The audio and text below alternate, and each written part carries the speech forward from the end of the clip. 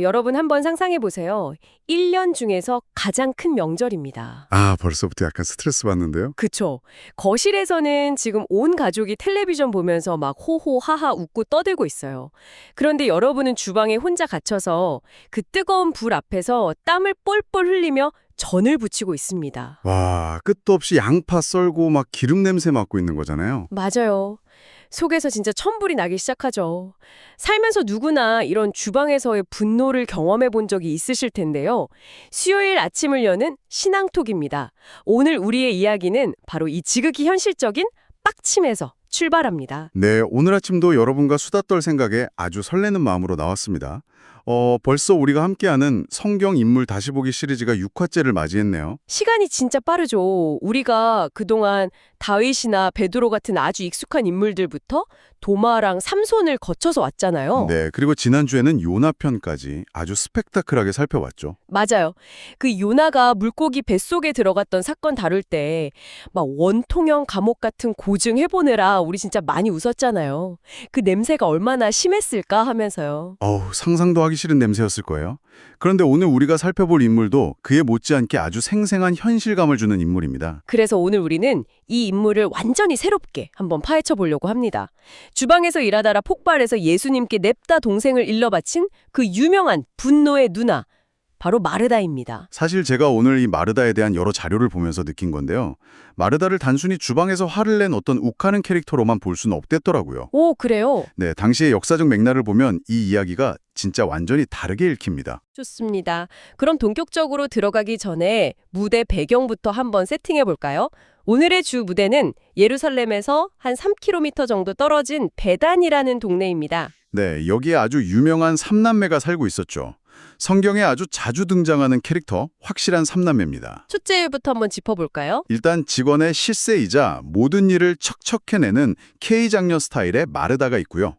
그리고 조용하고 생각이 참 많은 막내 마리아가 있습니다. 그리고 그 오빠인지 동생인지 포지션은 살짝 애매하지만 늘 함께 묶여서 언급되는 나사로가 있죠. 맞아요. 나중에 엄청난 기적의 주인공이 되는 그 나사로요. 근데 제가 자료를 보니까 이 베단이라는 동네의 이름 뜻이 가난한 자의 집이라는 뜻이더라고요. 그런데 정작 이 삼남매의 집은 꽤 잘 살았던 것 같습니다. 그쵸. 나중에 마리아가 예수님께 부은 그 향유 가격만 봐도 노동자 1년치 연봉 수준이었으니까요. 학자들 이야기를 들어보면 마을에서 꽤 유력한 가문이었을 거라고 해요. 네, 그리고 진짜 중요한 건 예수님과 제자들이 예루살렘으로 올라가실 때마다 이 집에 아주 자주 들르셨다는 사실입니다. 한마디로 여기가 바로 예수님의 베다니 단골 맛집이었네요. 그쵸. 단골 맛집이자 베이스 캠프였던 셈이죠. 당시 예루살렘의 그 살벌한 분위기 속에서 예수님이 유일하게 마음을 푹 놓고 쉴 수 있는 아주 안전한 피난처였던 겁니다. 자, 그런데 어느 날 여기서 큰 사달이 하나 납니다. 누가복음 10장을 보면 예수님이 제자들과 함께 이 마르다의 집에 방문을 하시거든요. 네, 마르다가 아주 기쁘게 자기 집으로 손님들을 맞이하죠. 근데 여기서 상황을 좀 현실적으로 봐야 합니다. 예수님 한 번만 오신 게 아니잖아요. 아니, 잠깐만요. 예수님의 제자들까지 합치면 최소 13명 아니에요? 와, 저는 진짜 저 같으면 바로 그냥 배달앱 켭니다. 이걸 집에서 어떻게 다 해요? 그니까요. 거기에 뭐 다른 무리들까지 더 있었으면 20명도 넘었을 텐데 냉장고도 없고 가스레인지도 없던 시절이란 말이죠. 장녀인 마르다 입장에서는 진짜 내 명예를 걸고 최고의 진수성찬을 준비해야 한다는 엄청난 압박감이 있었을 거예요. 하루 종일 불 앞에서 노동을 한 거죠. 그래서 마르더가 주방에서 막 동분서주를 하는데요. 상황이 아주 묘하게 돌아갑니다. 언니는 불 앞에서 땀을 뻘뻘 흘리고 있는데 동생 마리아는 거실에서 예수님 발치에 똑하니 앉아서 말씀만 듣고 있는 거예요. 거실에서는 막 호호하하 웃음소리 들리는데 나 혼자 주방에서 양파 썰고 있으면 이거 진짜 열받거든요. 슬슬 빡침이 올라오는 타이밍입니다. 제가 당시 마르다의 상태가 어땠는지 원어를 한번 찾아봤는데요. 마음이 분주한지라라고 번역된 단어가 헬라어로 페리에스파토더라고요. 그 단어 뜻이 되게 강렬하지 않나요? 맞아요. 사방으로 끌려다닌다는 뜻이에요. 그러니까 단순히 그냥 바쁘다 정도가 아니라 이쪽에서 국 끓이다가 저쪽에서 전 뒤집다가 접시 깨질 뻔하고 멘탈이 이리저리 찢겨나가는 상태였던 거죠. 게다가 여기서 우리가 당시 1세기 유대 사회 배경을 좀 알아야 하는데요. 여자가 랍비에 발치에 앉아서 말씀을 듣는다는 건 사실 엄청 파격적인 행동이었어요. 원래 율법 배우는 건 남자들만 하는 거 아니었나요? 그쵸. 발치에 앉는다는 건 정식 제자가 된다는 뜻이거든요. 당시 사회 규범으로는 여성이 감히 할 수 없는 금기시되는 행동이었습니다. 와, 그럼 마르다 입장에서는 동생이 얄미운 거 떠나서 지금 여자의 자리인 주방을 벗어나서 남자들 팀에 끼어 있는 꼴을 보니까 기가 막혔겠네요. 완전 속이 뒤집어지는 거죠. 일도 안 돕고 예의도 없고. 그래서 결국 참다 못한 마르다가 주방에서 폭발을 합니다. 거실로 직진해서 예수님께 대놓고 쏘아붙이잖아요. 주님, 내 동생이 나 혼자 일하게 두는 것을 가만히 보십니까? 쟤한테 명하사 나 좀 도와주라고 말씀해 주세요. 이렇게 말이죠. 아니 이거 진짜 들을 때마다 너무 웃긴 게 거의 카톡 단톡방에서 예수님 태그하고 내 동생 좀 혼내달라고 일러 바치는 수준 아니에요? 감히 예수님한테 지시를 하는 이 누나의 패기 좀 보세요. 진짜 당돌하죠. 근데 우리가 이걸 그냥 말에다가 성격이 나빠서 화를 냈다고 보면 안 되더라고요. 사실 예수님을 너무 사랑해서 진짜 잘 대접하고 싶었던 그 완벽주의 때문에 오히려 화가 난 거잖아요. 맞아요. 나쁜 마음이 아니라 너무 잘하고 싶은 열정이 넘치다 보니까 내 맘대로 안 돼서 섭섭함이 터진 거죠. 교회에서도 보면 일 진짜 열심히 하시는 분들이 가끔 혼자 상처받고 화내실 때가 있잖아요. 딱 그런 마음이었던 것 같아요. 자, 그럼 이 빡친 누나의 컴플레인에 예수님이 뭐라고 대답하셨을까요? 동생을 막 주방으로 쫓아내셨나요? 아니요, 전혀 예상 밖의 대답을 하십니다. 마르다야, 마르다야 이렇게 이름을 2번 부르시거든요. 성경에서 이름 2번 부르는 건 되게 애정이 담긴 표현이잖아요. 막 눈치켜 뜨고 혼내는 게 아니고요. 맞아요. 이게 우리 엄마들이 아이고 우리 딸아 하면서 막 안타까워하는 그런 아주 다정한 톤이네요. 네, 그러면서 몇 가지만 하든지 혹은 한 가지만이라도 족하다라고 말씀하시죠. 근데 저 사실 이 대목 읽을 때 좀 딴지가 걸리더라고요. 아니 그럼 예수님이 마르다가 고생해서 만든 요리를 안 드시겠다는 건가요? 마르다 입장에선 엄청 서운했을 것 같은데요. 겉으로 보면 수고를 깎아내리는 것처럼 들릴 수 있죠. 하지만 학자들의 해석은 다릅니다.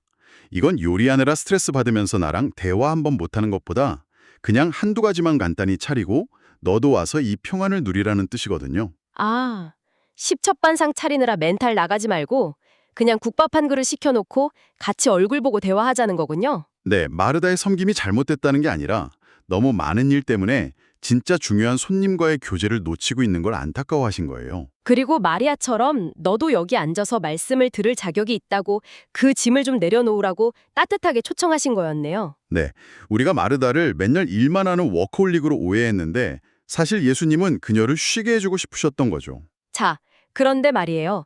오늘 이야기의 진짜 반전 포인트는 요한복음 11장에 숨어 있습니다. 분위기를 살짝 진중하게 전환해 볼게요.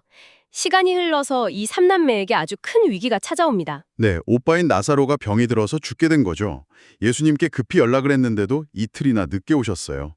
나흘이나 지나서 시신에서 냄새가 날 때쯤 마을에 도착하셨잖아요. 자매들 입장에선 완전히 체념하고 섭섭했을 텐데 이때 상황이 완전히 역전됩니다. 어떻게 역전이 되죠? 늘 거실에 앉아있던 마리아는 슬픔에 빠져서 집에 가만히 앉아있는데요. 오히려 늘 주방에만 있던 마르다가 예수님이 오신다는 소식을 듣자마자 가장 먼저 뛰쳐나가서 주님을 맞이합니다. 와, 1세기 장례풍습상 집안에서 애도해야 하는데 그걸 깨고 뛰쳐나갔군요.